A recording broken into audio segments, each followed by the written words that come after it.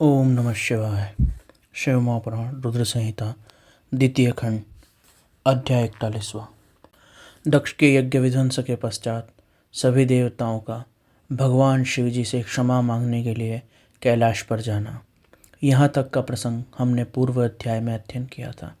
इस अध्याय में हम पढ़ेंगे किस प्रकार देवताओं ने भगवान शिव की स्तुति की एवं भगवान शिव जी ने उन्हें क्षमा किया।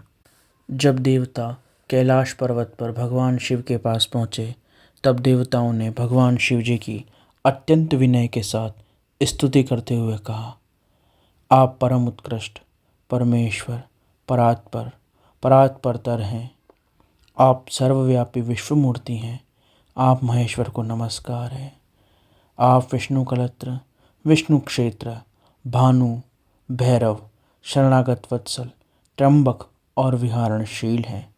आप मृत्युंजय हैं। शोक भी आपका ही रूप है। आप त्रिगुण एवं गुणात्मक हैं। चंद्रमा, सूर्य और अग्नि आपके नेत्र हैं। आप सबके कारण तथा धर्म मर्यादा स्वरूप हैं। आपको नमस्कार है प्रभु। आपने अपने ही तेज से संपूर्ण जगत को व्याप्त कर रखा है। आप निर्विकार, प्रकाशपूर्ण, चिदानंद स्वरूप परब्रह्म परमात्मा हैं। महेश्वर, ब्रह्मा, विष्णु, इंद्र और चंद्र आदि समस्त देवता तथा मुनि आपसे ही उत्पन्न हुए हैं।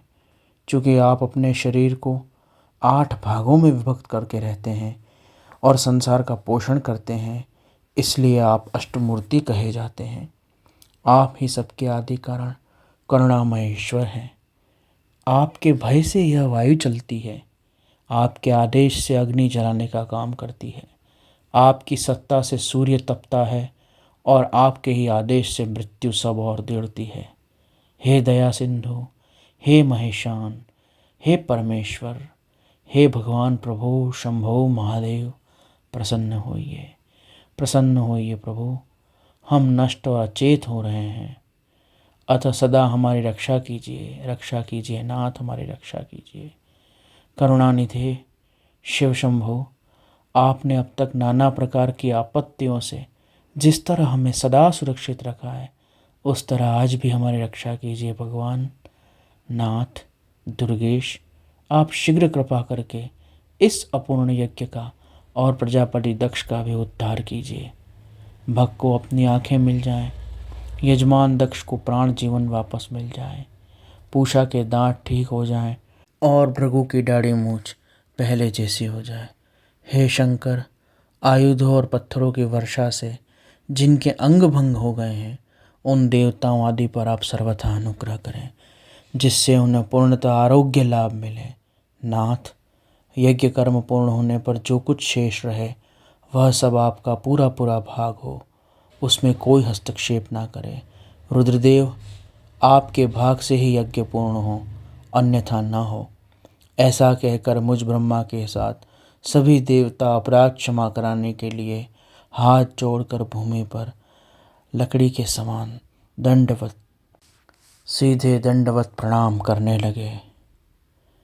ब्रह्मा जी कहते हैं, नारद, मुझ ब्रह्मा, लोकपाल, प्रजापति, मुनियों सहित भगवान श्री विष्णु के अनुनय विनय करने पर परमेश्वर शिव प्रसन्न हो गए और देवताओं को आश्वासन देकर हंसकर उन पर परम अनुग्रह करते हुए करुणानिधि परमेश्वर शिव ने कहा।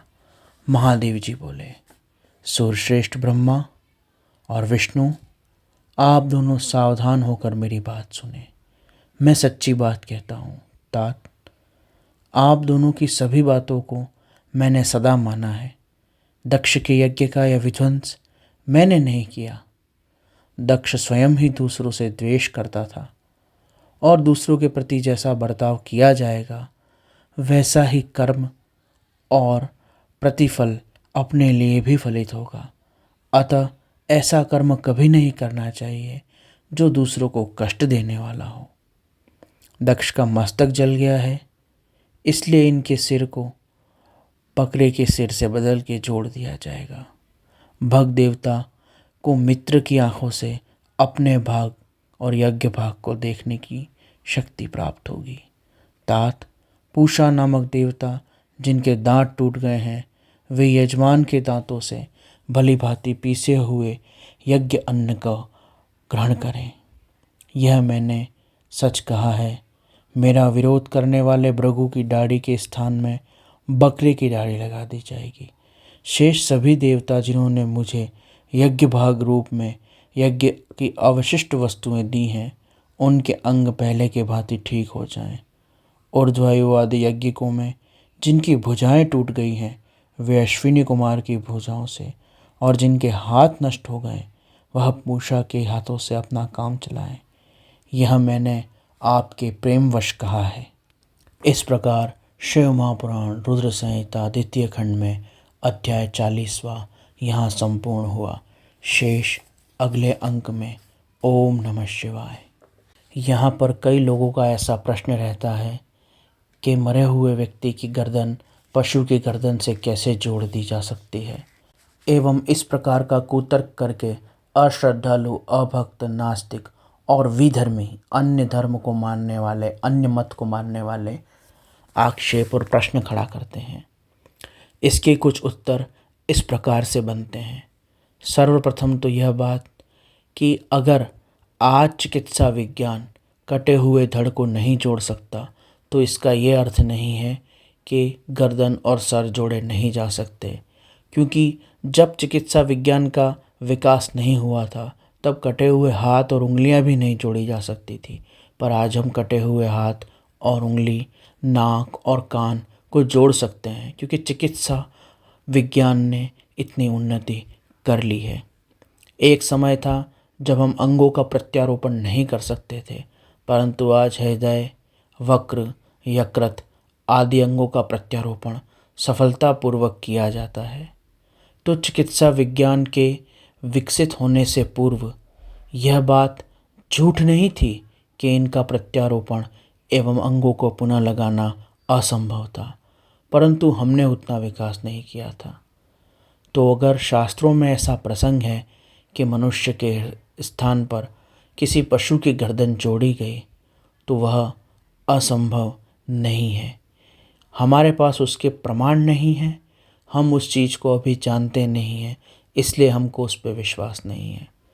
अगला तर्क ये है कि पूरे विश्व में चिकित्सा विज्ञान में शल्य क्रिया के पिता के रूप में, शल्य क्रिया के प्रथम प्रयोगकर्ता के रूप में सुश्रुत की मूर्ति लंदन में, ऑस्ट्रेलिया में और अमेरिका की यूनिवर्सिटी में, जहाँ पर शल्य चिकित्सा सिखाई जाती है, वहाँ पर सुश्रुत की प्रतिमा लगी हुई है।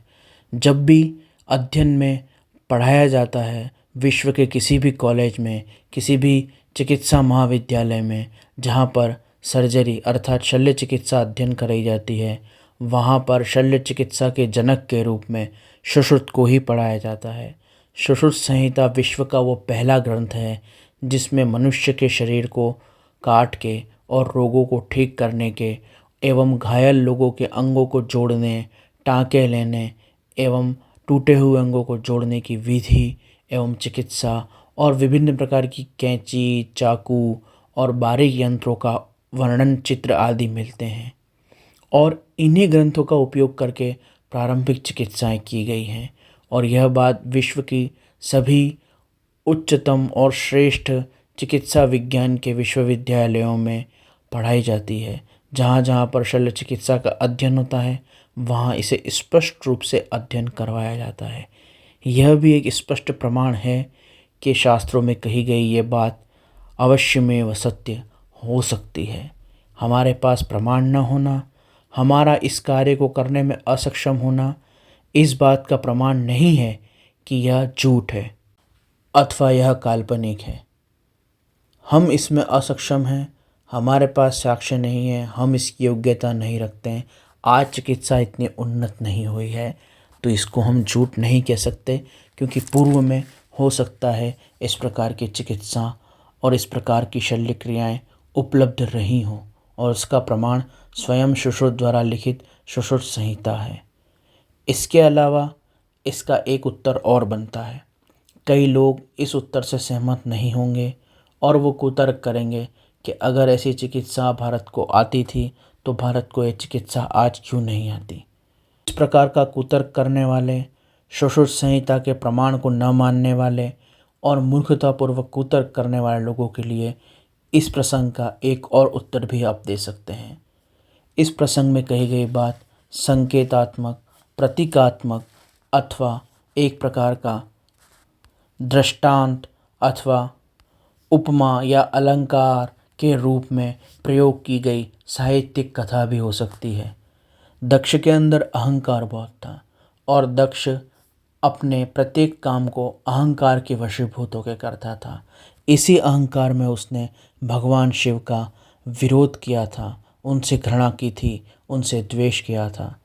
अतः इस कथा में बकरे का सर लगाने का एक प्रतीक है कि जो व्यक्ति अहंकार की भाषा हमेशा मैं करके बोलता रहता है, स्वयं के बारे में ही सोचता है, स्वयं को ही आगे बढ़ाने की बात सोचता है, अन्य लोगों से प्रतिस्पर्धा करता है और उस प्रतिस्पर्धा में अन्य लोगों से घृणा और नफरत करता है, वह पशु के समान है, बकरे के समान है और उसकी अहंकार रूपी सर को काटना जरूरी हो जाता है।